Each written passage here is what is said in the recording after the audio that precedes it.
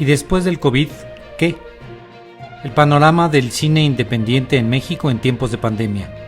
Una plática con Lucía Carreras, Roberto Fiesco y Alfonso López. Conduce Julio Durán.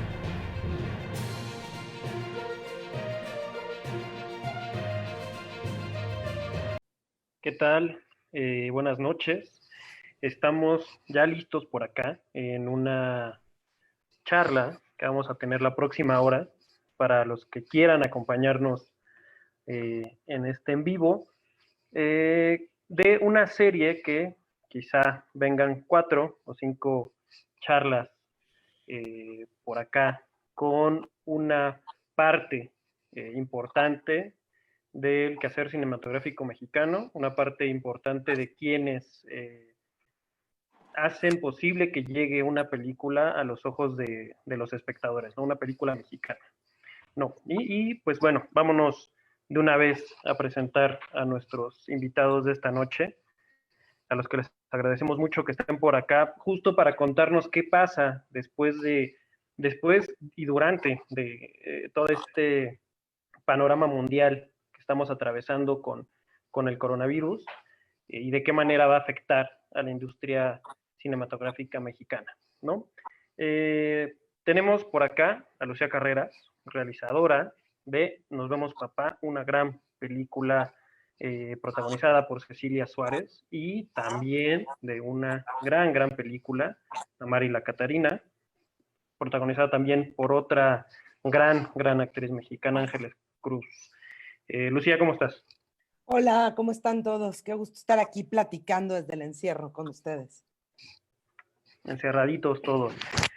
También tenemos a Roberto Fiesco, uno de los productores más importantes de los últimos años acá en México. Quizá todos lo ubican perfecto por el trabajo que ha hecho en tándem con Julián Hernández y también como realizador por Quebranto, un documental precioso que si no lo han visto, pues corran a verlo. De hecho, las películas de Roberto y de Lucía Carreras creo que se pueden ver perfectamente en streaming. Me viene a la mente que están por ahí en Filmin Latino. Roberto, buenas noches. Buenas noches, Julio. Muchas gracias por la invitación. Sí, como decía Lucía, creo que platicar siempre nos hace más fuertes como en esta temporada, así que muchas gracias por la invitación y muchas gracias a Alphaville además por ser quien nos reúne en esta ocasión. Y justo para estar aquí acompañados y platicar un rato, para olvidarnos tantito del encierro, para sentirnos más acompañados, también está por acá Alfonso López, fundador y director de Alphaville, también una de las distribuidoras más importantes independientes mexicanas, es decir, que traen películas que nos hacen llegar a las pantallas, películas tanto mexicanas como internacionales. Alfonso, ¿cómo estás? ¿Qué tal? Buenas noches, Julio. Muchas gracias por conducir este primer programa y qué bueno que nos podamos reunir a platicar, aunque sea vía streaming, pero que podamos platicar.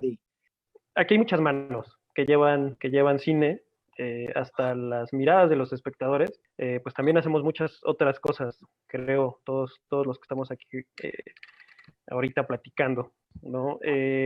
Hay muchas maneras de hacer cine, hay muchas maneras de difundir el cine y de difundir el cine mexicano, ¿no? Que es una gran manera de encontrarnos, de vernos, de entendernos a nosotros mismos y Lucía, Alfonso, Roberto son personas que hacen cine que justo creo que ese cine ha intentado voltear a la mirada hacia nosotros mismos y tener este chance de vernos y de entendernos, ¿no? Una nueva manera de entendernos. Pues si quieren empezamos, si quieren arrancamos, no sé si Lucía, ¿quieres comenzar a contarnos un poquito qué pasa con alguien que se dedica a hacer guión, con alguien que se dedica a hacer películas? ¿Cómo fue el enero-marzo para ti, justo previo, estas semanas previas a que el panorama mundial cambiara, ¿no? Nuestras maneras de encontrarnos incluso. Pues yo enero y febrero me dediqué a hacer una aplicación para mi próxima película. Entonces La verdad es que, siendo bien franca, aunque ya estaban sucediendo las cosas en Europa, como que no dimensionas a dónde va a llegar y no dimensionas las consecuencias a futuro, ¿no? Entonces, pues muy felizmente haciendo carpeta para Foprocine, ¿no? Para hacer película este año, ¿no? Ahora lo pienso y digo, no, mi ruta crítica, mi presupuesto y demás cosas, ya no tienen más mínimo sentido, ¿no? Pensando en qué va a venir. Y pues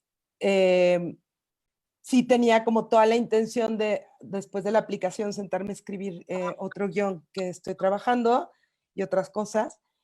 Y pues llegó la pandemia y el confinamiento y de repente pues fue de qué va a pasar, ¿no? ¿Qué va a pasar en el sentido pues de que la perspectiva, digo, es una peli muy pequeña y que parecía muy fácil de hacer por su propia lógica, es una película en un solo espacio, 2 personajes encerrados, era un crew chiquito y dije, 15 personas en un espacio y ahorita eso suena tan improbable, ¿no? Tan difícil, entonces bueno, mis primeros meses fueron como, ahora pienso pues de un mundo de fantasía, ¿no? Ante lo que estamos. Y pues sí tenía contemplado un encierro importante para escribir en lo que teníamos resultados y estuve leyendo otras cosas y asesorando proyectos, pero pues no dimensioné el nivel, ¿no? Los 2 primeros meses del año fueron muy importantes por la preparación de lo que pasó en marzo en términos de las mujeres, ¿no? Y de repente una cosa tan importante como la que sucedió el 8 y 9 de marzo, pues como mujer, como cineasta, como alguien que ha estado metida pues en luchar por los derechos de las mujeres en todos los espacios y por la situación de la mujer en México, pues también se cayó, ¿no? Fue como muy raro, ¿no? Estábamos como en un envión bien importante de cambio de cosas y pues también pues dejó de tener la relevancia que tenía. No que no la tenga, ¿no? Sino mediáticamente y públicamente. Y pues por ahí fue como mis primeros 3 meses. De estas cosas que quizá ya estabas vislumbrando, Lucía, que iban a ser distintas, como esto de tener mucha gente en un mismo espacio, ¿no? Pues sí, o sea, como que uno arma un esquema de trabajo que, pues que no necesariamente será igual, ¿no? O sea, con las medidas, pues con las que tendremos que trabajar ahora, ¿no? Todo parecía como que se podía llevar de una manera y ahora pues yo no sé, o sea, ¿cómo le vas a hacer tu script en un monitor, poniendo otro monitor como 1.5 metros, los actores, pues yo no sé, digo, la película implica que estén uno cerca del otro, o sea, va a haber que repensar muchas cosas y pues también pues un pensamiento de pues, la ruta crítica de trabajo creo que no responde a lo que realmente va a ser, ¿no? Y para pasar al otro proceso, Roberto, ¿cómo llegó este nuevo panorama para alguien que produce? Y digo, para las 1000 cosas que haces además. Pues ha sido un periodo complicado, la verdad. Nosotros estábamos a 2 semanas de arrancar la segunda temporada del Juego de las Llaves, que es una serie que el año pasado habíamos hecho en Amazon y como la serie gustó, pues había la posibilidad de seguir haciendo una temporada más. Entonces, digamos que a nosotros nos agarró 2 semanas antes de arrancar con locaciones confirmadas, actores contratados, vestuario comprado y probado, pruebas de maquillaje hechas, en fin, pues no, o sea, con un proceso súper avanzado que de pronto hubo que parar por completo. Y una de mis grandes angustias en realidad como de todo ese momento fue toda esta gente que además entra a trabajar a los rodajes, ¿no? El asistente de cámara, el de la planta, el staff, el continuista, etcétera. Toda esta gente que entra prácticamente directo como a la filmación y que de pronto se iba a quedar sin trabajo, que había planeado su vida, que había planificado un poco su economía, también pensando que iba a tener como un ingreso seguro porque ya estaba contratado, etcétera. Entonces, la verdad es que fue un momento muy difícil donde nosotros todavía dudamos un poco como en parar en ese momento, pero de alguna manera fue una indicación de Amazon y fue también como reflexionar y decir, bueno, a lo mejor en 2 semanas podemos reiniciar o a lo mejor en 4 o a lo mejor en 6 y bueno, pues empezaron a pasar por supuesto, a las semanas y a las 3 semanas en realidad nos dimos cuenta de que iba a ser imposible volver en ese momento, ¿no? Y había que replantearse de alguna manera toda la estrategia y empezar a pensar en octubre, ¿no? Que es nuestra nueva fecha, y eso significó o ha significado, digamos, como en todo este periodo de contingencia, muchísimo trabajo, la verdad, ¿no? O sea, un rediseño del plan de rodaje, un rediseño como de la estrategia de lo que vamos a hacer, como decía Lucía, pues, ¿no? O sea, digo, no solamente, digo, quizás sea algo que platicaremos en un ratito, o sea, pero en realidad sí, digamos, lo que ha pasado como en este periodo tiene que ver precisamente con una reestructuración como total de la gente, de los recursos, de los objetivos, de las maneras, ¿no? Digo, ya al ratito hablaremos de protocolos, o sea, pero por lo pronto sí tiene que ver con un parón muy duro para la industria en general, ¿no? Una industria que además, bueno, estaba, me parece que viviendo tiempos muy favorables, o sea, eso también me parece que hay que decirlo, era uno de los momentos quizás más bollantes en términos de volumen de producción gracias a la llegada de las plataformas digitales a México, lo cual, en términos de producción, lo cual ha sido, pues sí, sin duda como un replanteamiento también de la estructura de toda la industria, ¿no? Y de sus posibilidades laborales que hoy son muy amplias y que nos hemos dado cuenta también como en este periodo, digo, basta ver lo que pasó con la convocatoria de Netflix y la Mac de este dinero que había la posibilidad de que Netflix donó y que podía canalizarse hacia la gente, digamos que estaba como en los mandos medios y medios hacia abajo, ¿no? Que aplicaron 4,700 personas más o menos, ¿no? O sea, estamos hablando de un volumen gigantesco. Y estos son precisamente las personas que no pertenecían a una producción de Netflix, ¿no? O sea, es decir, estamos hablando de toda la gente no solamente de otras plataformas, sino películas, digo, todo lo que tiene que ver con contenidos audiovisuales que de pronto tuvo que parar. Entonces, digamos, sí estamos hablando de un volumen de gente muy grande, ¿no? Y de una depresión económica muy fuerte en este momento, ¿no?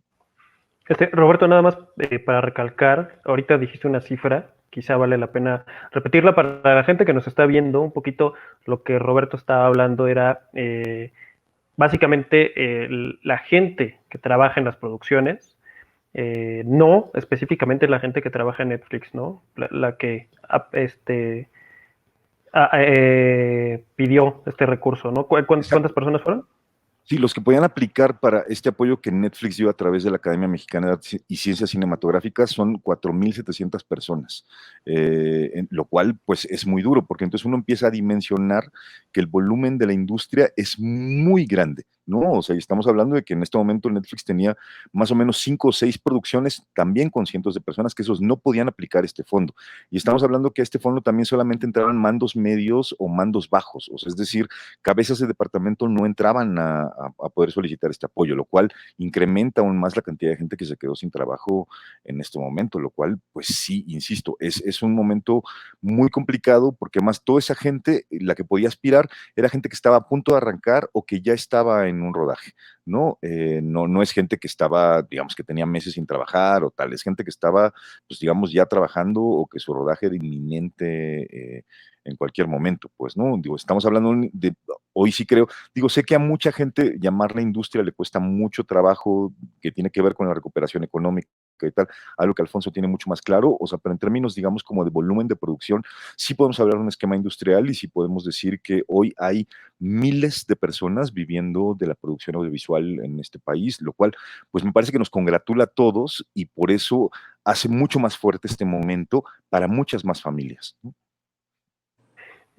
Alfonso, también una parte muy importante que mucha gente quizá no ubica, una parte muy importante del proceso, que es la distribución cinematográfica. Es decir, hay alguien que hace de intermediario entre la exhibición, entre la sala y quien hace la película, ¿no, Alfonso? Entonces, también ahí, hablando retomando un poquito el tema que está comentando Roberto, también hay ahí mucha gente que necesita trabajar, que necesita llevar pan a la casa, ¿no?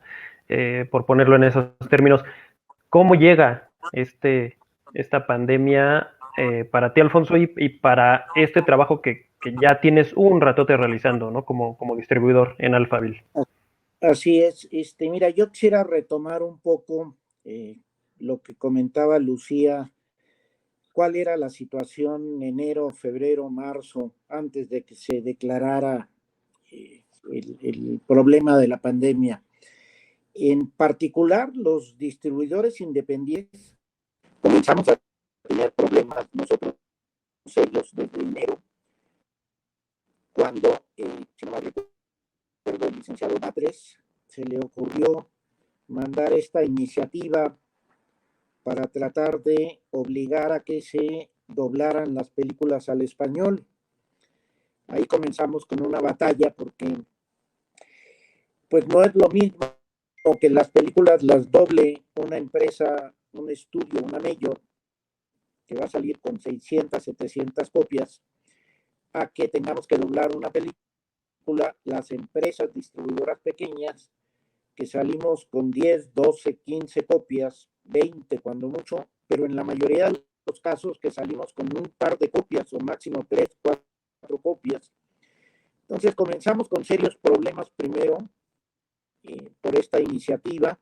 Hubo una reacción bastante fuerte de parte de la industria porque era totalmente inaceptable que se promoviera este tipo de iniciativas que venían totalmente en perjuicio de las empresas pequeñas que traemos películas asiáticas o europeas, en fin, y que el costo del doblaje era totalmente desproporcionado. O sea, imposible traer una película de Tailandia y pretender doblarla, que además de ser un pecado y un atentado a la obra en sí, pues económicamente era destruir totalmente las empresas. Entonces, no acabábamos de salir de estar luchando contra esta iniciativa, también de participar en algunos programas para expresar nuestra molestia, descontento y sobre todo hacerle ver a las autoridades que lo que estaban proponiendo era un verdadero despropósito. Entonces, saliendo de eso, comenzamos a tener ya signos de lo que se nos avecinaba, que para ser enfáticos, nadie, ni en el mundo, aquí sí literalmente, ni nosotros, ni la industria, tenía una idea cabal de qué es lo que se venía encima. Creo que en todos lados, gobiernos y sociedades, desde enero, febrero, minimizaron el problema. Fue hasta principios de marzo que comenzamos a darnos realmente cuenta, en el caso de la industria cinematográfica y de nosotros, cuando se comenzaron a cancelar todos los festivales en Europa, y entonces nos comenzamos a percatar de que esto era muy serio y de que tenía una dimensión que nos sobrepasaba totalmente, ¿no? Y bueno, se comenzaron a suceder los cierres de los cines en marzo, hasta culminar el 27, 28 de marzo, absolutamente con toda la planta de exhibición en México cerrada, lo cual ha implicado que pues durante el mes de abril y mayo hemos tenido 0 funciones, 0 boletos vendidos, y como bien apuntaba Roberto, bueno, pues es una situación que lentamente nos comienza a pesar muy fuerte a todos nosotros. Para que tengamos una idea, el año pasado de enero a mayo, se habían conseguido 150 millones de boletos, 155 millones de boletos, si no mal recuerdo, en esos 3 meses. Ahora, de enero a mayo, se alcanzaron a juntar 50 millones de boletos. O sea, la tercera parte se ha perdido, el 65% prácticamente de la asistencia que teníamos a este periodo. Si eso lo traducimos a pesos, a la cantidad de la taquilla que se ha dejado de percibir, pues nos podemos dar cuenta de la dimensión del boquete que se está generando. Toda la gente que trabaja, toda la gente que trabaja en los cines, toda la gente que trabaja en la producción, toda la gente que trabaja en las distribuidoras, que han dejado de percibir esos ingresos, pues están entrando en una situación bastante complicada, ¿no? Entonces, esto, en el caso de los cines también compran dulcería, tienen unas plantas de empleados muy grandes, hay gente que les da servicio, mantenimiento, en fin, todo eso se ha ido a cero. Entonces, el problema es bastante fuerte, ¿no? Bastante fuerte en términos de el ingreso económico, ¿no? Justo decía la Canacine ¿Perdón? que justo Canacine mencionaba una cifra. Ya perdí yo el sonido. ¿Tienes escuchas, Alfonso? Muy mal, entró un ruido por ahí.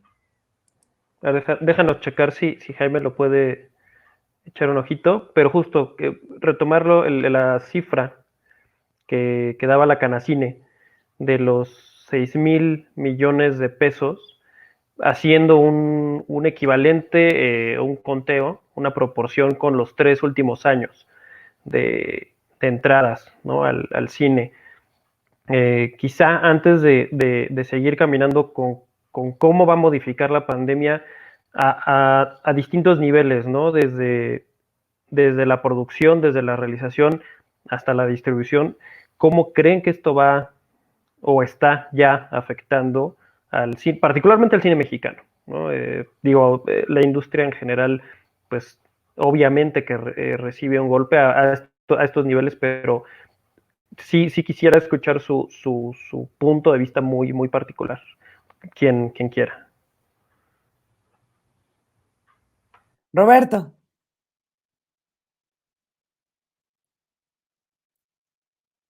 Micro. Yo no sé si ya me Ahí escucho. estás Ya, listo. ok.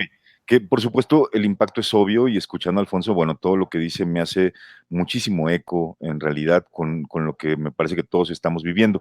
Creo que hay una industria que tiene que reestructurarse, ¿no? O sea, y es justo, me parece, donde todos estamos trabajando en ese momento. Las consecuencias de esto, pues sí son consecuencias de una derrama económica que es constante y que de pronto se para.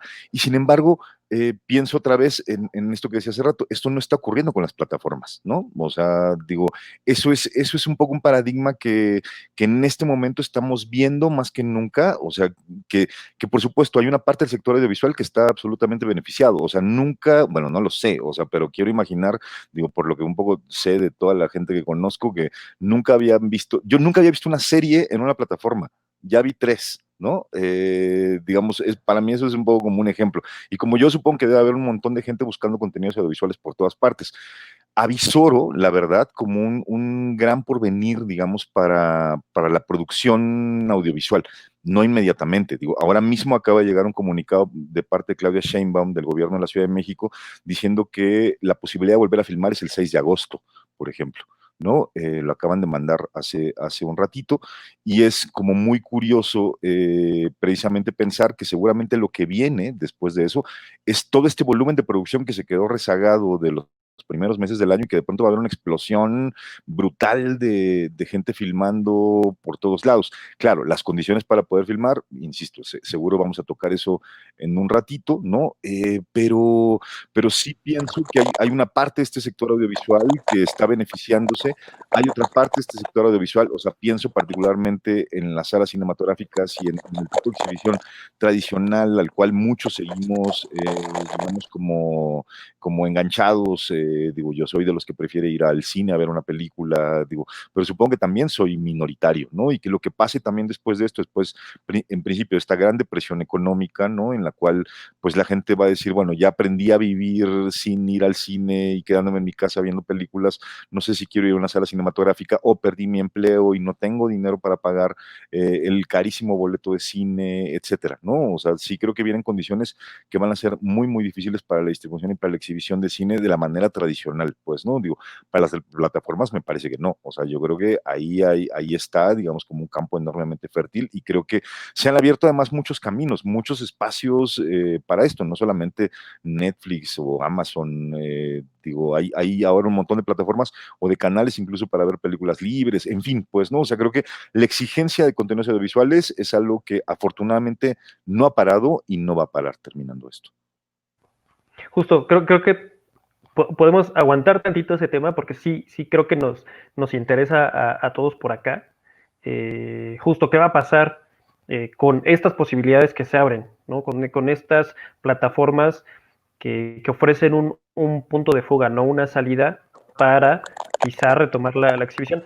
Pero antes quizá le quisiera preguntar a Lucía o Alfonso, cualquiera de los dos, eh, ¿qué, ¿qué se detuvo y qué tanto se va a perder? Hablando de proyectos, hablando de planes, pienso en ti, Lucía, en proyectos, si esto que se detiene va, es decir, tal cual como funciona el cine en México, si esto digamos, tiene la posibilidad de desaparecer. Siempre escuchamos estas anécdotas de, bueno, yo estaba haciendo una película en 1980 y se cayó y no la retomé hasta 1995, ¿no? Este tipo de cosas, no sé si ese panorama existe. Y también, Alfonso, pues también la lista de películas, digo, todas las distribuidoras trabajan con un plan mensual, semestral, anual.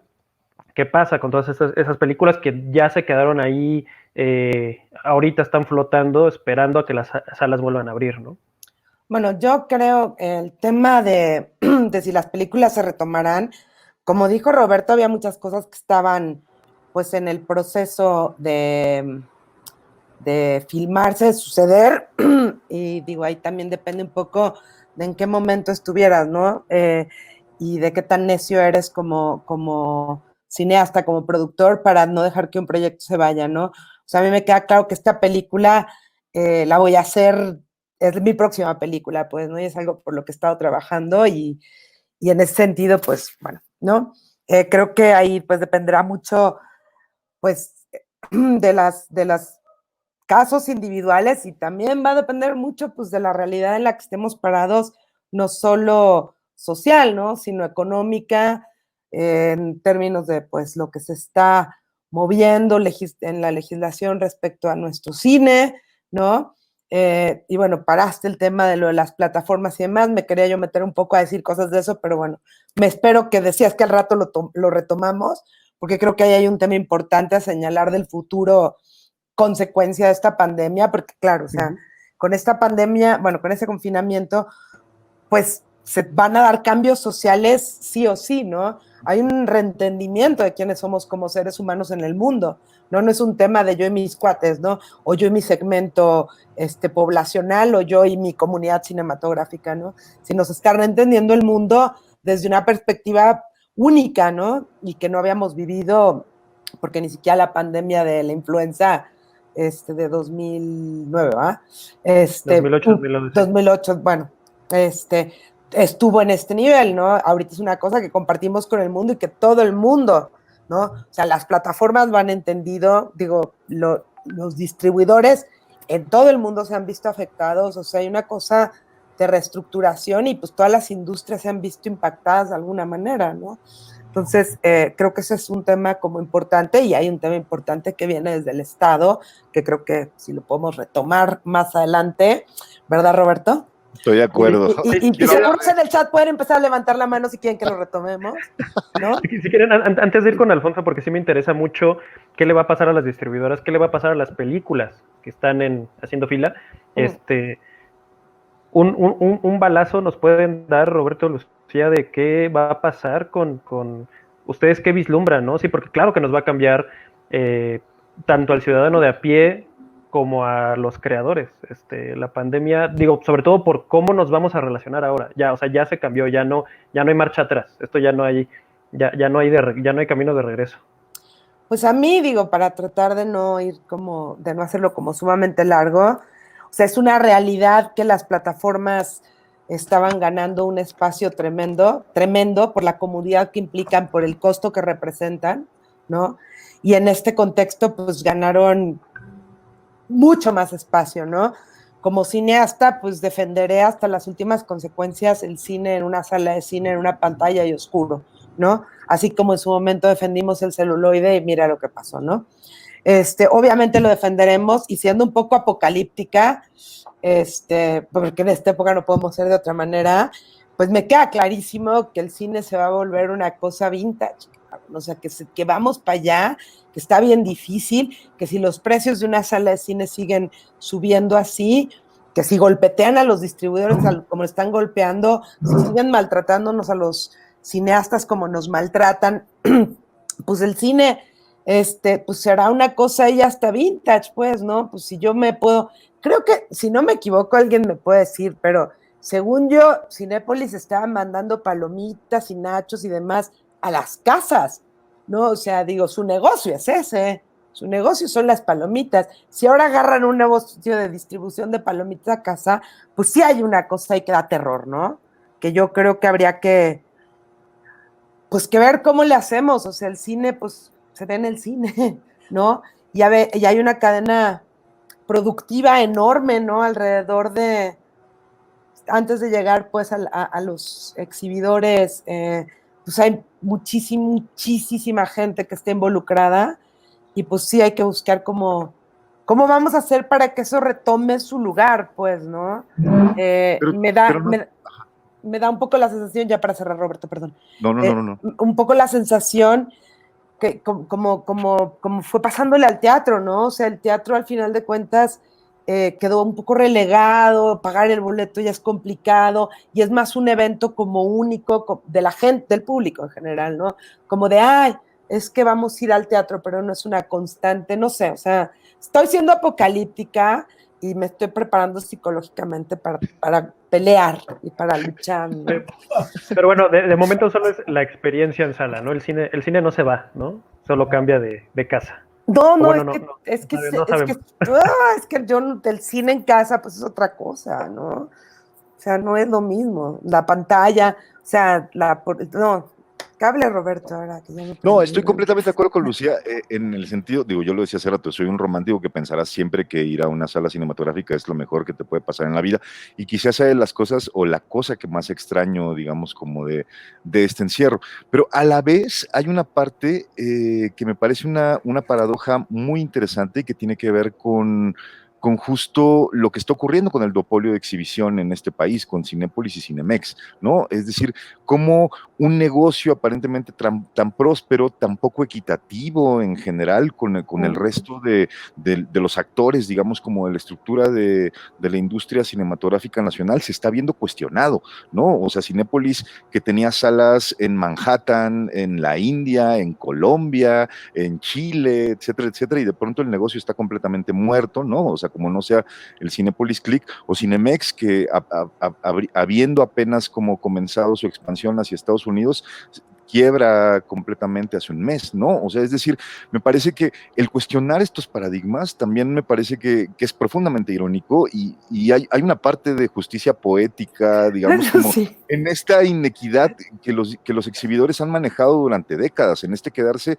con el 65% de cada peso que entra en taquilla, ¿no? Digo, de alguna manera, no combatir en la misma trinchera de las industrias nacionales que tendrían que alentar como la nuestra, ¿no?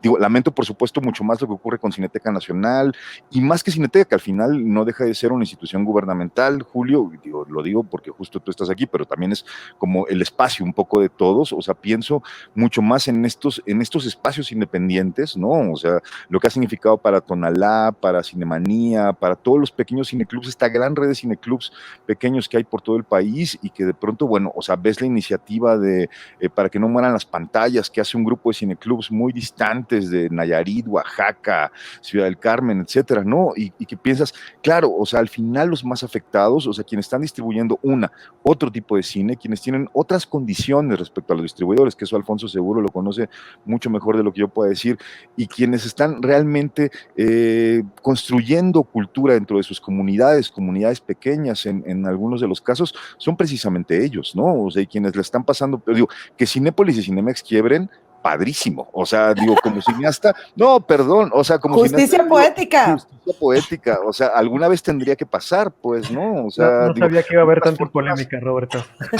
No, me parece, digo, son fortunas que no van a quebrar nunca, pues, ¿no? O sea, digo, podríamos seguir hablando al respecto. Digo, no porque los dueños de esas empresas me caigan mal ni nada por el estilo, pero me parece que sí hay un asunto de decir, bueno, o sea, nunca estimularon la industria nacional, digo, de la cual vivían, y de pronto, bueno, llega algo como esta pandemia, la cual, digo, no lo sé, seguro seguro Alfonso, que ha escrito muy prolijamente en torno a esto, podrá contarnos mucho mejor de la perspectiva que ve para el regreso a las salas, pero es un regreso, o sea, que a la nueva normalidad esta que le dicen, pues no, o sea, no va a ocurrir probablemente este año, ¿no? O sea, es decir, no vamos a volver a ver, no vamos a poder ir otra vez al Cinépolis Universidad, ¿no? La tercera o cuarta sala más taquillera del mundo, ¿no? Y la vamos a llenar como se llenó durante tanto tiempo, ¿no? O sea, eso no va a ocurrir pronto, ¿no? Pues ya, fin, ya me exalté, adiós. Porque el capitalismo es voraz, entonces exacto. Pueden obligar a regresar. A ir a la sala. Vayan y coman palomitas. Alfonso.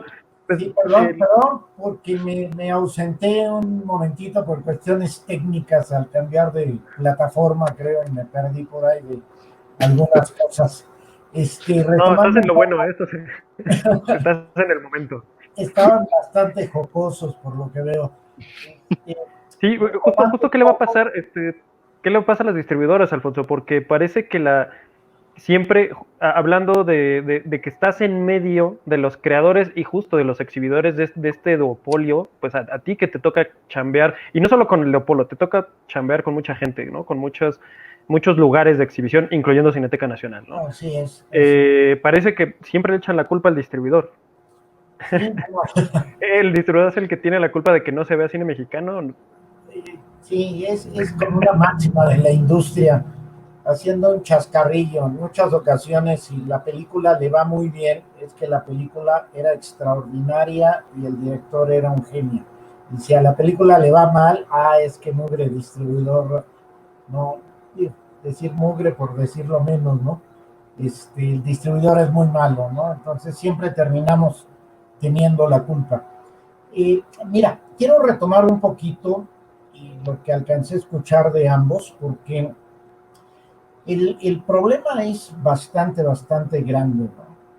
México, pues es el cuarto país en el mundo en venta de boletos, lo cual nos hace un titán de la exhibición a nivel internacional, indiscutiblemente. Y ahora con la pandemia, yo creo que quien va a cargar con la carga más pesada y más problemática son todos los exhibidores, pequeños, grandes, medianos, porque van a tener que reinventar totalmente sus procedimientos para efectuar las funciones. Digamos, en el caso nuestro, nosotros vamos a entregar la película como siempre, ya sea vía satélite, vía un DCP, pero los exhibidores se van a ver obligados a reinventarse en muchos aspectos, porque lo primero con lo que vamos a luchar todos, con la desconfianza del público. ¿Cómo vamos a regresar a los cines? No lo sabemos, al día de hoy no sabemos cuál va a ser la respuesta del público.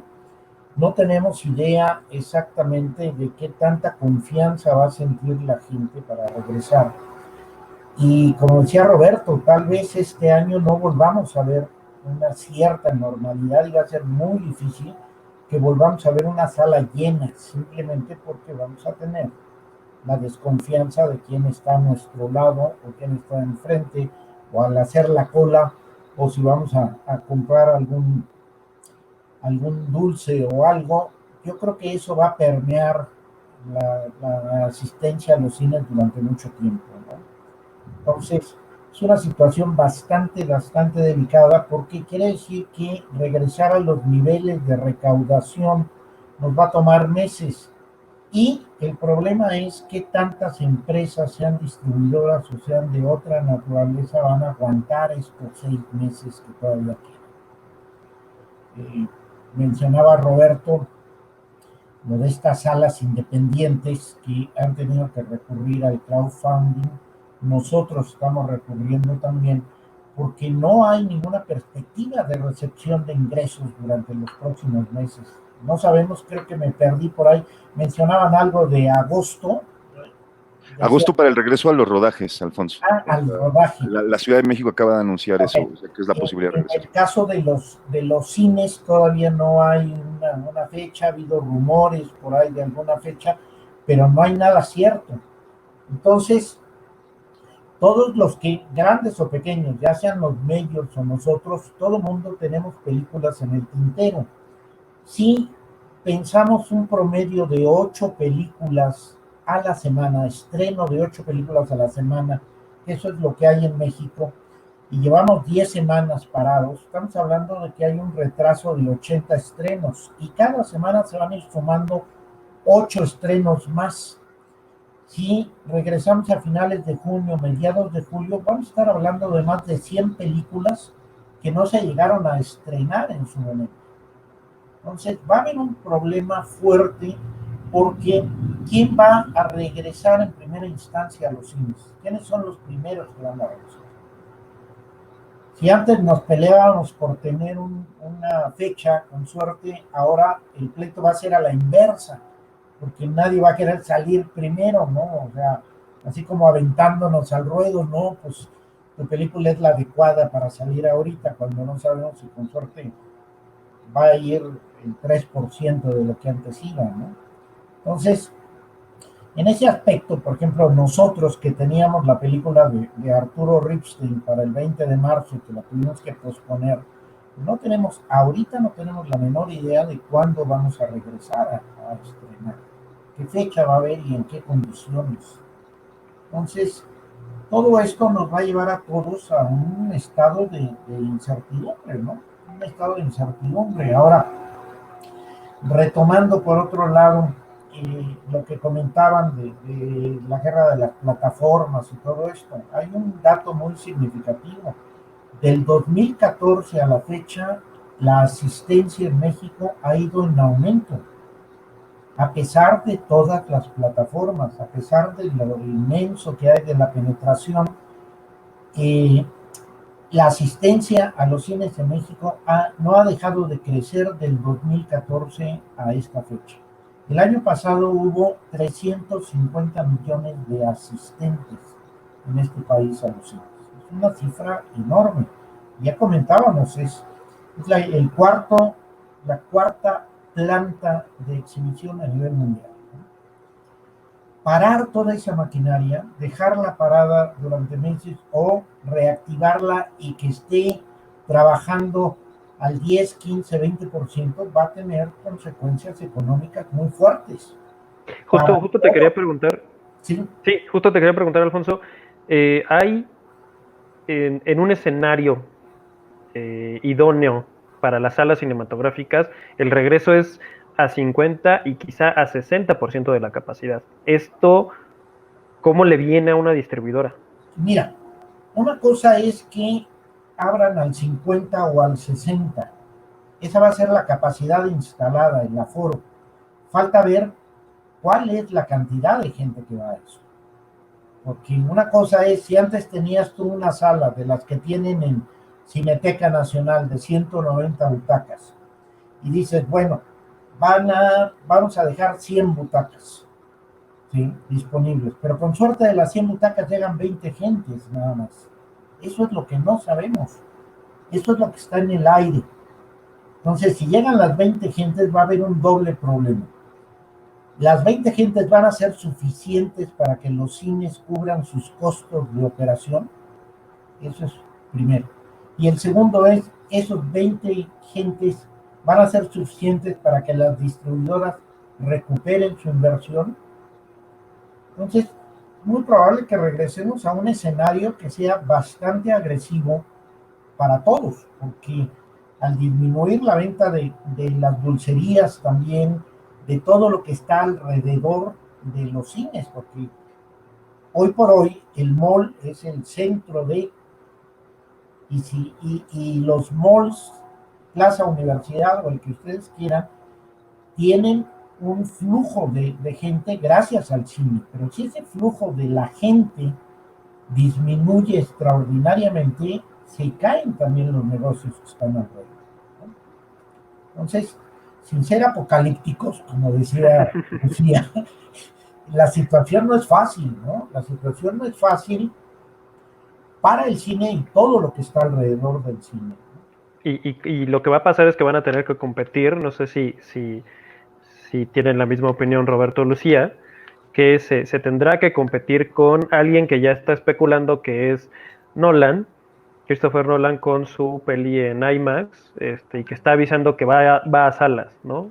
Y estas películas, nuestras películas que no están en ese nivel de monstruosidad de mercado, de publicidad, de copias, de mil cosas más, y nuestras distribuidoras, que a final de cuentas las distribuidoras pues son mexicanas, ¿no? Pensando en Alphaville, pensando en todas estas distribuidoras, pues van a tener que competir con esta especulación que ya está haciendo este gigante, ¿no? De esta Major, a final de cuentas. Pero ojo, lo que también va a ocurrir es que no va a haber grandes estrenos este año, o sea, eso también es muy sintomático. Todos los grandes estrenos del verano, o sea, estamos en pleno verano, o sea, ahorita estaríamos viendo películas de superhéroes a cual más saturando nuestras 3,000 pantallas. Eso no va a existir este año, ¿no? Digo, no solamente en este momento, sino una vez que regresemos a estas salas cinematográficas que estarán a capacidad controlada, etcétera. Digo, ya todas las distribuidoras grandes estadounidenses anunciaron que difícilmente, o sea, sus grandes estrenos del verano van a ocurrir en 2020, o sea, ya todo mundo se pasó para 2021. Entiendo lo que dice Alfonso y me parece gravísimo, ¿no? O sea, hay una situación, digo, que igual nos brincamos un poquito, que es lo que pasaba antes, ¿no? Digo, yo lo tengo muy presente porque nosotros teníamos Rencor Tatuado todavía exhibiéndose, la película de Julián Hernández, y tuvo que pararse, digamos, como su exhibición, y no, o sea, no va a ocurrir que en junio, cuando digan ya volvimos todos a las salas, como dice Alfonso, ¿quién va a querer ahora ser de los primeros que estrenen? No creo que nos vayan a regresar a nosotros, definitivamente, pues, ¿no? O sea, digo, ahí hay un poco la ventaja, vuelvo otra vez al tema de las plataformas, no porque yo sea gran consumidor de las plataformas, parece que la estoy defendiendo demasiado, pero en realidad, digo, pero Rencor Tatuado está en Netflix ahora, ¿no? Entonces, digamos que es como una posibilidad de llegar de otra manera a ese público que ya no tuvo de ninguna manera como la posibilidad de verla, ¿no? Y creo que, bueno, otra vez, es como volver a cuestionarnos como el paradigma de la manera como vemos, ¿no? Y creo que valdría mucho la pena pensar, pues, ¿no? O sea, cuál va a ser como la estrategia, justamente todas estas distribuidoras que no tienen y que no van a traer este año como ese material de las superproducciones americanas, pues, ¿no? O sea, cómo va a ser precisamente la circulación de esas películas, ¿no? Lucía, querías. Sí, bueno, dos cosas. Dice Marcelo Tobar que su película es de las primeras que se va a estrenar ahí. Muy bien. Suerte, Marcelo, los idealistas para que vaya todo el mundo a verla. Sí, sí es como todo un tema, porque además el asunto de que, pues no es que ahorita por la coyuntura los majors sean los que van a tener una posibilidad, pues digo, siempre hemos vivido contra ese asuntito, la Cineteca se vuelve un lugar fundamental para que nuestras películas tengan espacio, tiempo y cariño, ¿no? Y entonces, pues sí, ante esta coyuntura se ve venir peor, y digo, lo sabemos, Roberto, que por más que los blockbusters estén contemplados para estrenarse el año que viene, la producción de Hollywood va a entrar, ¿no? Y digo, queda clarísimo que los exhibidores grandes, ¿no? Estos dos, pues lo que van a querer es llenar las pocas sillas que puedan llenar, ¿no? Y pues de repente, pues otra vez, ¿no? Este desprecio al cine mexicano. Y por otro lado, como dice Roberto, sin defender las plataformas, porque pues en términos de cine, defenderlas no me parece como, o sea, deberían ser un segundo momento. Pero, por ejemplo, el caso ahorita de Ya no estoy aquí, lo que refleja que es otra cosa de justicia poética. Una película que si hubiera salido a salas hubiera sido asquerosamente maltratada, que el público no la hubiera conocido y que se le hizo tanto ruido y se le puso toda la fuerza porque iba a ser un estreno en Netflix, y resulta ser que es una película que está llegándole al público, que es una película que no la hubieran ido a ver al cine, ¿no? O sea, digo, con todo lo que la polémica que pueda generar y que hay gente de Monterrey que no está como muy contenta con la imagen o lo que sea, ¿no? Pero a final de cuentas está en los primeros lugares bueno, eso dice Netflix, pero también lo dicen los productores de la película. No, Netflix. No, sí.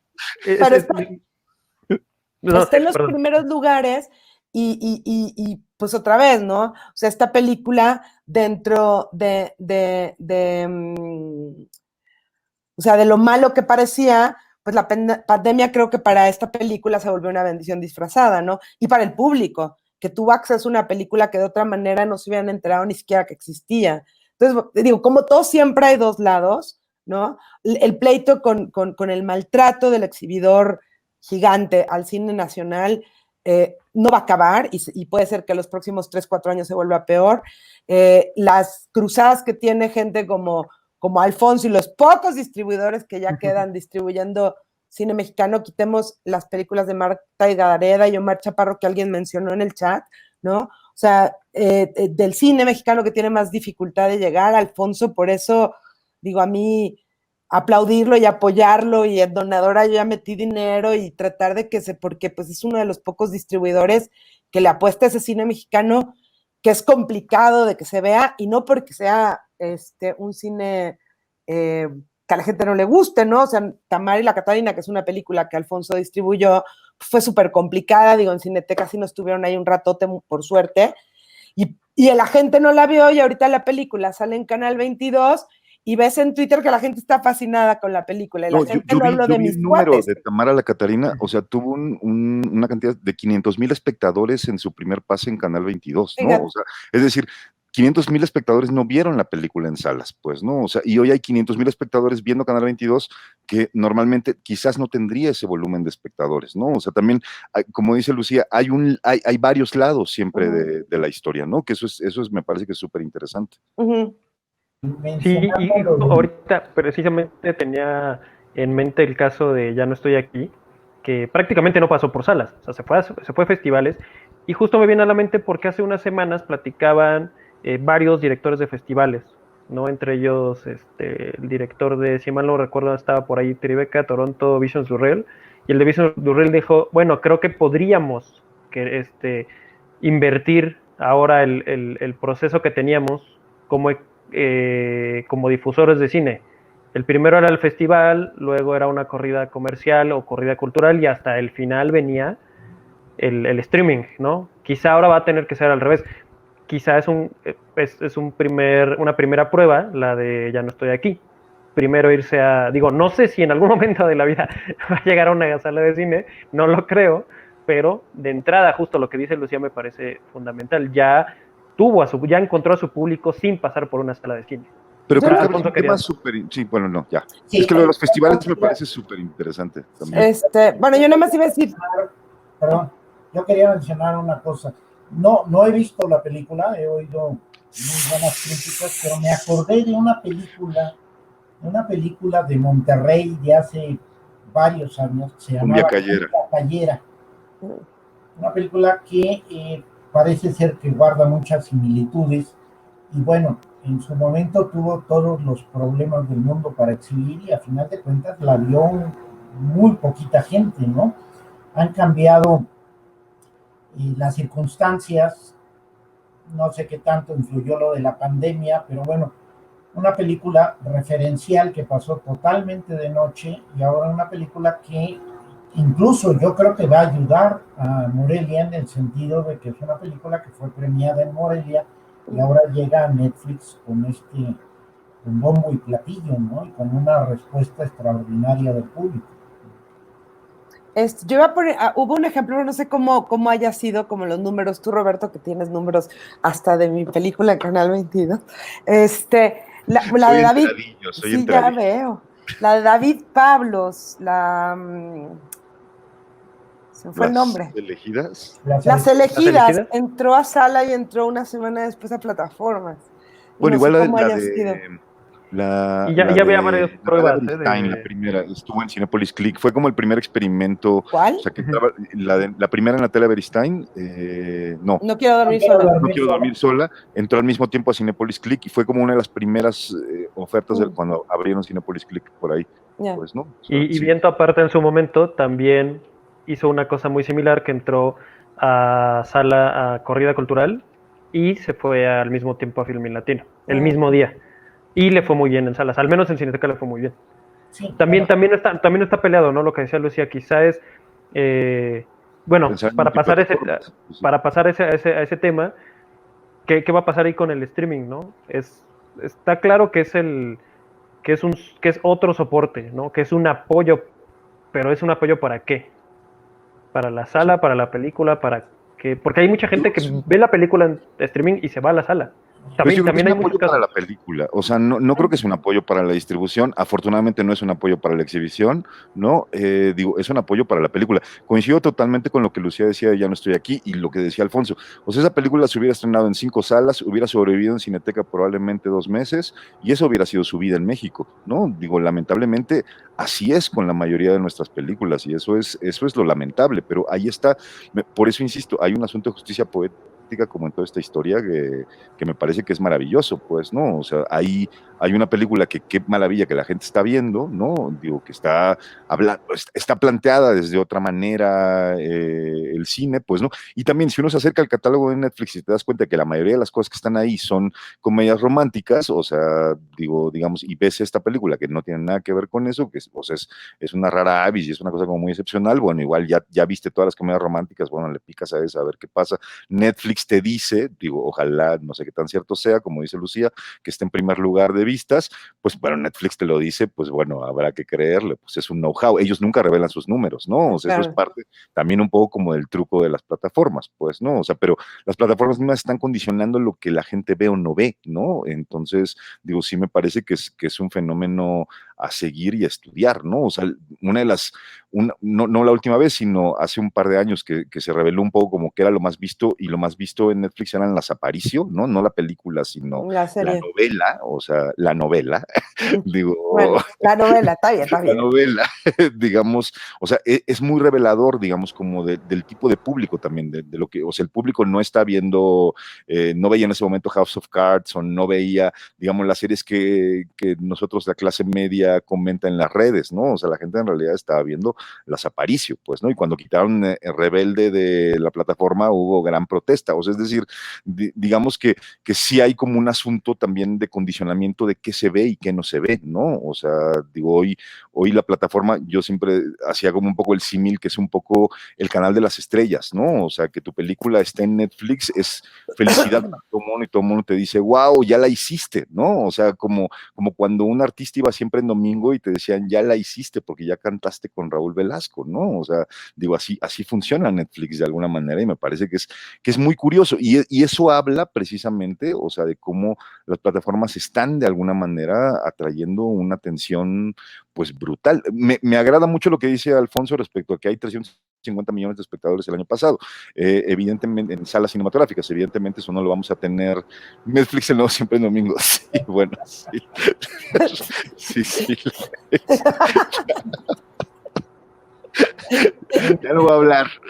No, yo digo, eh, es todo un tema en términos de cómo se va a ir ajustando. O sea, las plataformas lo que tienen es una característica como muy democrática, como lo tuvo la televisión abierta y siempre en domingo, ¿no? O sea, pues todo el mundo puede acceder a ellas, el costo es muy bajo, ¿no? Yo insistiría en que pues, hay que buscar un esquema en donde el cine siga viéndose en las pantallas. Obviamente, uno de los grandes recursos que tenemos, que Alfonso lo conoce muy bien, Roberto también, pues es todo el circuito de salas alternativas, ¿no?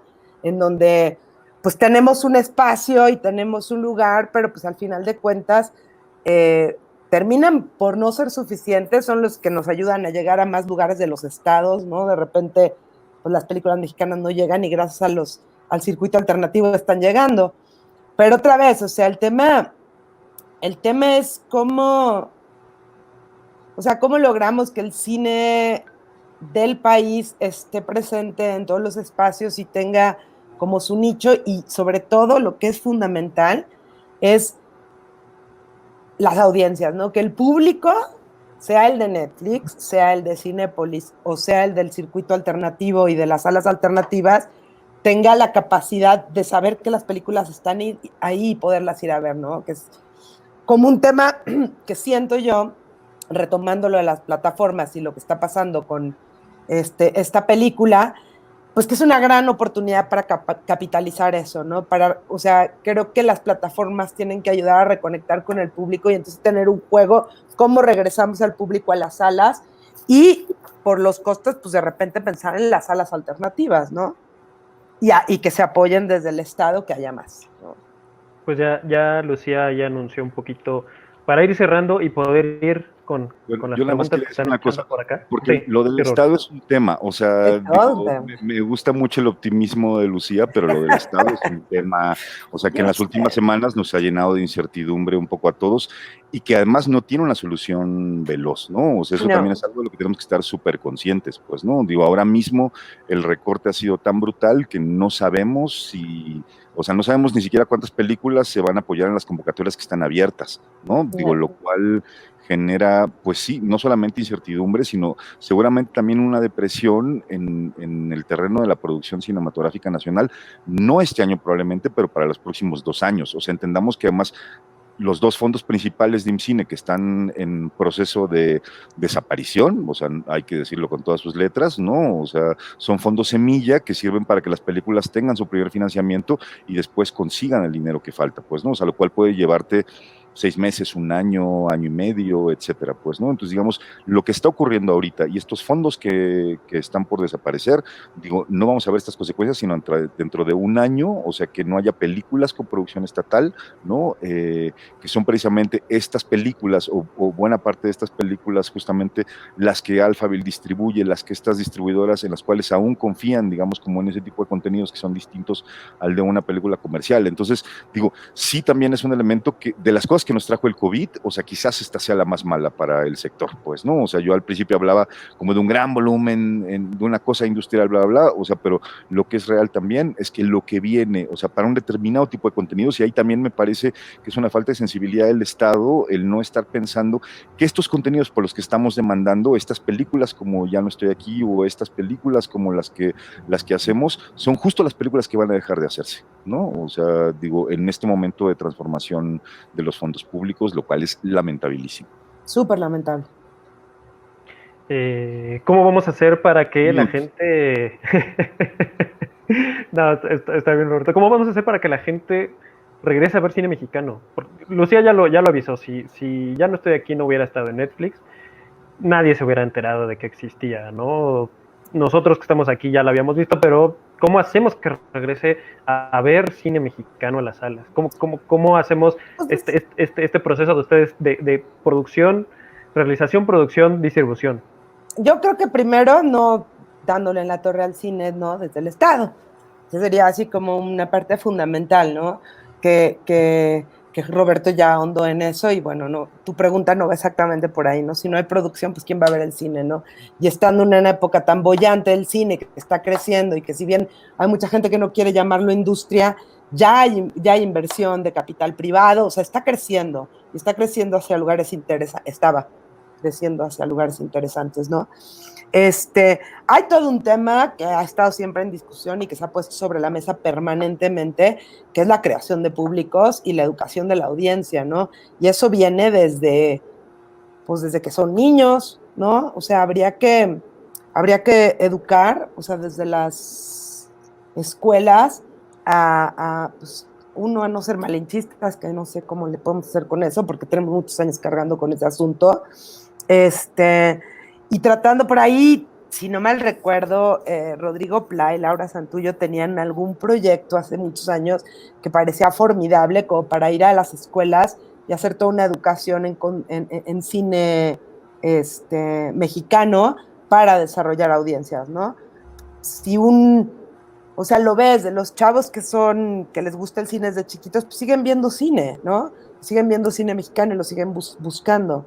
Pero el tema es que, por un lado, pues no hay una actitud de la audiencia de querer ver cine mexicano. Si te metes a Twitter, es nosotros con nuestro pleito, nuestra lucha, pues, por cuidar a nuestro cine, y lo que lees son twitters de gente que te dice, ay, para que sigan haciendo películas de Omar Chaparro y Martí Gareda. Entonces hay un gran desconocimiento en el público de que en México se están haciendo 200 películas, ¿no? Que su conocimiento se limita a 6 películas ok. Bueno, no sé por qué me apareció como un coso aquí en la pantalla que dice algo, ¿no? Pero y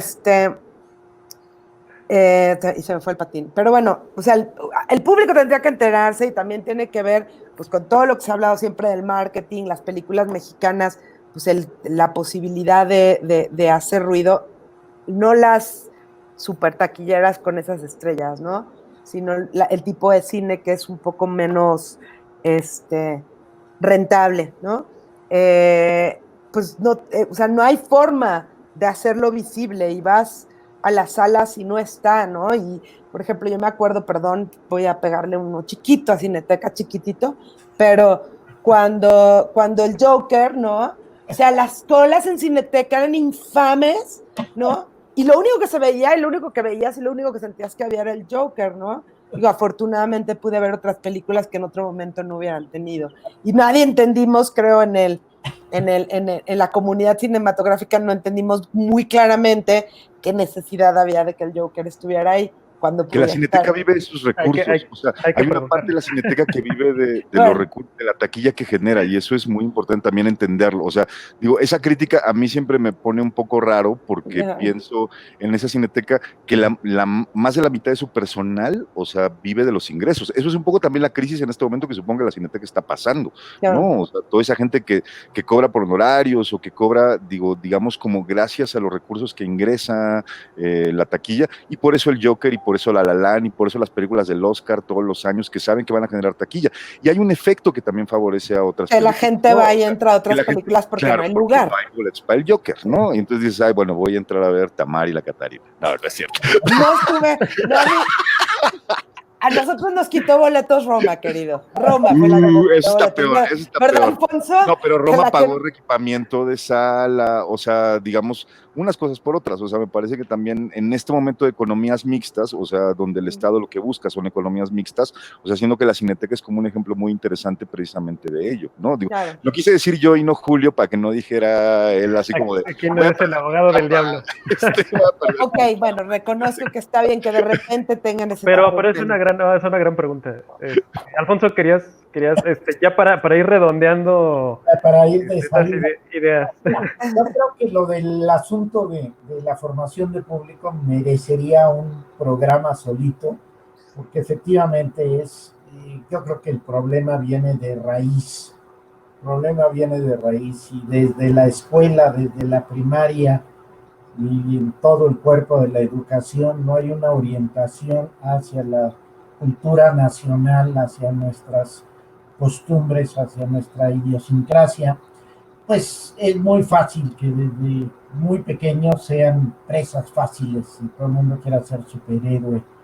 Y bueno, yo creo que sí merecería, y eso indiscutiblemente nada más se podría conseguir en base a una estrategia nacional, ¿no? O sea, es como decir, ¿por qué los niños no gustan de la artesanía mexicana? Pues porque nadie les ha enseñado a valorar la artesanía mexicana.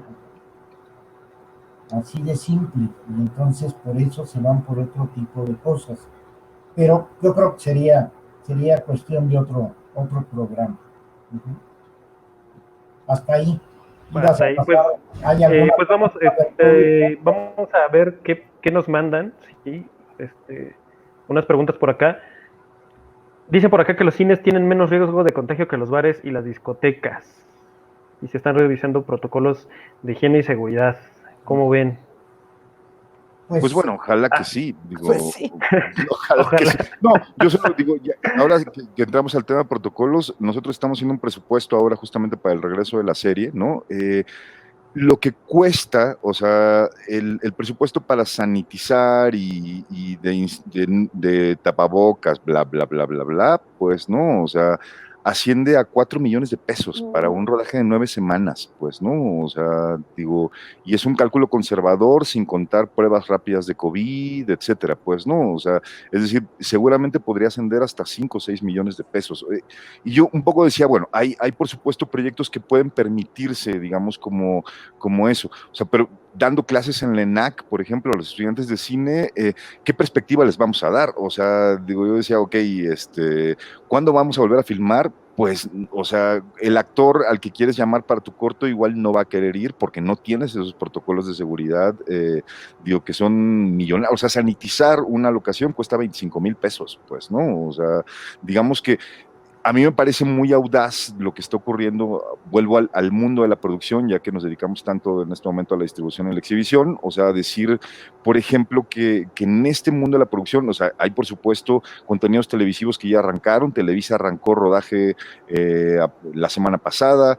Argos parece que también ya arrancó, ¿no? Digo, desconocemos los protocolos de seguridad que están siguiendo, pero lo que sí sabemos, por ejemplo, es que hay contenidos que no estaban planeados para eso, pero ahora tienen que hacerse en foro, ¿no? O sea, el foro está volviéndose, digamos, como una alternativa de seguridad de alguna manera para ciertos proyectos, lo cual va a condicionar, por supuesto, también digamos, la diversidad visual de esos mismos proyectos. Entonces, digo, sí me parece que hay muchas cosas que van a cambiar, no solo nuestra dinámica de relación dentro de un set, que eso lo tocaba Lucía al principio cuando hablaba de este proyecto que tenía, ¿no? Y que también va a ser muy, muy importante la cantidad de personal que uno puede contratar o no.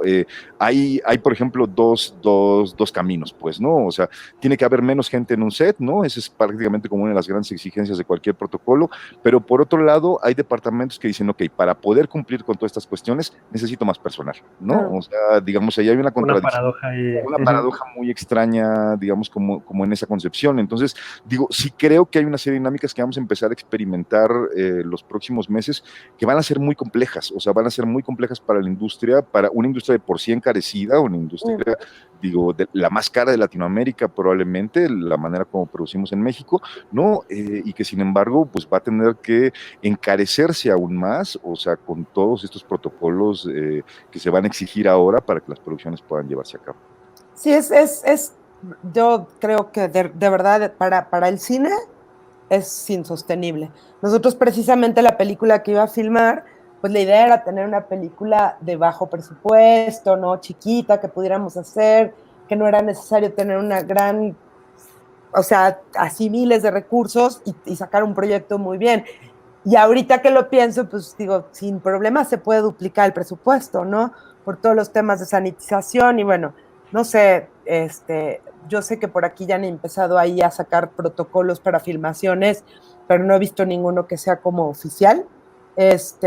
Y el que leí en algún momento dado, porque lo sacaron mucho antes, fue el que sacaron en España y todos los productores en España salieron a decir es inviable, o sea, no podemos, no, o sea, no sostienes una producción. O sea, los protocolos te aumentan tiempo de filmación, te aumentan personal o tiempo, ¿no? Depende las medidas, por ejemplo, en maquillaje y en vestuario, el tema de un maquillaje específico para cada actor, etcétera, etcétera. O sea, se vuelve insostenible el transporte, solo una persona en cada línea. Un micrófono para cada quien. O sea, ¿no? Que no va a poder ser intercambiable, o sea, es inviable. O sea, la verdad es que para muchas producciones va a ser absolutamente inviable. Tiempo de capacitación, porque también hablaban de eso, tiempo de capacitación de los sonidistas para enseñarle a los actores cómo ponerse el micrófono para que se lo pongan solos, para no tener la cercanía física. O sea, realmente la producción cinematográfica y audiovisual, el impacto que puede haber de una nueva normalidad de cómo hacerlo, va a impactar por obvias razones el presupuesto, ¿no? Y entonces de repente, digo, una serie pues de Prime o de Netflix o demás, pues son Gaumont o lo que sea, ¿no? Que tienen recursos, pues el impacto será fuerte, pero hay lo sostenible. Pero para un cine que vive pues de consolidarse a través de recursos estatales y demás, pues se vuelve insostenible, ¿no? Y luego además, pues, ¿qué películas vamos a filmar? Pues, ¿no? O sea, ¿por qué no vas a poder tener actores de cierta edad? Porque, pues, ¿cómo le hacemos si tienes una relación sexual, si tienes besos, si tienes escenas que por necesidad implican que los personajes estén cerca, ¿no? O sea, impacta no solo económicamente, va a impactar también en términos de una censura que viene desde la salud, o sea, es una cosa, o sea, el regreso va a ser complicadísimo, complicadísimo. Nos mandan saludos por acá Julián Hernández, Iván Ávila, Rosana Navarro, Alex Caraza, saludos de Adriana Castillo, María Alberto Echeverría, Arabella Mendrano y Fernando Moreno, un abrazote a todos. Saludos a todos. Muy bien. ¿Cuál es el impacto de las escuelas de cine en México en el cine nacional? Yo no entiendo la pregunta. Podemos dar respuestas muy puntuales para irnos con otras también, para ver si nos da chance de más. O sea, me imagino que lo que quiere decir es que si las escuelas de cine sí tienen un impacto en la industria. Pues Ah, sí. bueno, por supuesto. ¿Cómo van a ser limitadas, no? Digo, por supuesto, hoy es rarísimo encontrarse a un cineasta que no venga de una escuela de cine, ¿no? O sea, de entrada, o sea, el impacto es total. O sea, ya la época donde los cineastas no tenían una formación académica, me parece que dejó de existir hace unos 10 años. O sea, hoy es muy difícil encontrar a un director o a un fotógrafo o a un sonidista o a cualquier, digamos, creativo en una producción que no haya pasado por una escuela. Es realmente muy excepcional, pues, ¿no? Y O sea, escuela de cine, productores sí, muchos, pero en campos creativos no. y escuelas de cine implica también las carreras de cine en las universidades, Ujú, no solo claro, las exacto, no escuelas solo de el cine, para CCC y que el no se CUEC. malentienda que solo No, estamos no, no, hablando de no, al todas las, contrario. No, sí, no, pero me de parece la los formación súper sistemas del importante. Ibero, del ¿Qué TEC. impacto, ¿Qué impacto tiene el COVID sobre eso? Durísimo. O sea, digo, como lo tiene sobre todo la educación en México en este momento el COVID. O sea, digo, me parece que, digo, digo, por lo menos en la universidad, en la UNAM, hay todo un debate entre si este año sirve o no sirve, por ejemplo, ¿no? O sea, y hay alumnos y profesores que piensan que este año no está sirviendo para nada, que la educación a distancia no está funcionando. O sea, que por supuesto, en una escuela de cine donde la educación normalmente tiene una parte práctica muy importante, se están perdiendo casi completamente. No es igual, digo, estar en una clase de fotografía donde vas a mover una lámpara y entiendes por qué y a dónde la diriges y tal, pues no, que estar haciendo en tu casa ejercicios con una lámpara de mano, pues no, o con un foquito, pues no. O sea, evidentemente hay todo un debate entre si este año, o sea, de verdad va a servir o no va a servir, o hay que repetirlo el próximo año, ¿no? O sea, sí, en este momento la situación es muy crítica y vuelvo al mismo punto. O sea, en términos de rodajes, también la perspectiva para que un estudiante de cine pueda filmar de acuerdo a protocolos seguros, digo, me parece que no va a ser en 2020. O sea, eso estoy casi seguro. O sea, el impacto va a ser muy, muy grave para las escuelas de cine. Pues para cerrar, Alfonso, ¿nos puedes contar qué viene con la plataforma de Alphaville para irnos despidiendo? Bueno, lanzamos una iniciativa. ¿Te refieres a la plataforma de para visionar películas? Lo que De Donadora. La donadora, perdón. Bueno, lanzamos una iniciativa para recaudar fondos, como lo hicieron las pantallas que mencionaba Roberto, como lo hizo el Tonalá, como ayer acaba de terminar la editorial Sexto Piso, Era y Almadía, y en fin, como otras empresas que se han lanzado pues a recuperar algo de ingresos vía el crowdfunding. Y nosotros lo que estamos proponiendo es, por cada donación que recibimos, nosotros damos a cambio unos vínculos, unas ligas para que puedan ver películas en la videotienda que tenemos en Mowis. Entonces, de alguna manera estamos haciendo un intercambio de donaciones por visionamientos de películas que se traducen que la gente vea más cine, que vea más cine independiente, que vea cine mexicano, el otro cine mexicano, y vea también películas extranjeras que la gran mayoría han pasado por las salas de la Cineteca Nacional o han estado en la muestra. Entonces, en términos generales, pues es un conjunto de 50 títulos que tenemos en la plataforma de Mowis, que es la manera en la que estamos nosotros siendo recíprocos con quien nos hace el favor de apoyarnos, ¿no? Esa es la gran verdad. O sea, vean ahí Las Razones del Corazón, Arturo Ripstein, vean Quebranto de Roberto Fiesco, Tamay la Catarina. Nos vemos, papá. Nos vemos, papá, Mil nubes de paz en el cielo, Sí, nunca más acabarás de ser amor, El cielo dividido, Rabioso el rabioso cielo. O sea, es decir, tenemos muchos títulos. Que se No, la acuerden verdad es que está muy hay para buena. aventar para Está arriba. buena. Sí, Exacto. Quebranto no está porque el señor no ha mandado su autorización. Teníamos vencidos ya los derechos. Mira, hay testigos, ya, aquí ya tienes la autorización. Públicamente. Ya sube la mañana, ya lo anuncié. Las Razones del Corazón sí está ahí, está también la Catarina, pero el señor tenía que haber mandado hace como 3 semanas. Bueno. Alfonso, ¿ves cómo? Para que sepan que hay todo un proceso muy complicado, también para que lleguen cine cine a las pantallas chicas. Así es. Dalia Peña nos manda saludos, Gina Cobos, un abrazote. Un beso a Gina. Gina. Arturo Magaña también anda por ahí, Chucho Quintero, un abrazo también para allá. Columba Vertis, pues bueno, creo que ya se nos pasó un poquito del tiempo, nos emocionamos por acá. Muchas gracias. Nada más recordarle a todos los que están aquí, todos los que están viendo y todos los que pueden seguir compartiendo por acá, porque esto se queda aquí arriba, que van a haber más charlas.